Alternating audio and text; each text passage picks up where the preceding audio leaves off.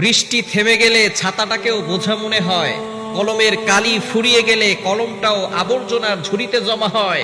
স্বার্থ ফুরিয়ে গেলে মানুষও আপনাকে ছুঁড়ে ফেলতে এক সেকেন্ডও দেরি করবে না। সুতরাং মানুষের ভালোবাসার পিছনে না ছুটে আল্লাহকে সন্তুষ্ট করেন, আল্লাহকে ভালোবাসেন।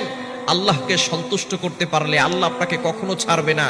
কবর জগতে কোনো মানুষ আপনার সাথে যাবে না, হাসর জগতে আপনার সবচেয়ে কাছের মানুষটাও আপনার পাশে থাকবে না।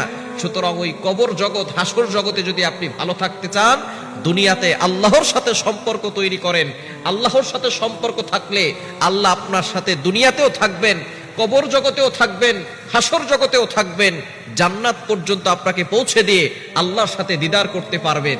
এজন্য আসুন, দুনিয়ার মানুষের ভালোবাসার পিছনে না ছুটে আল্লাহর ভালোবাসার পিছনে ছুটি, তাহলেই আমরা সফল কাম অর্জন করতে পারব।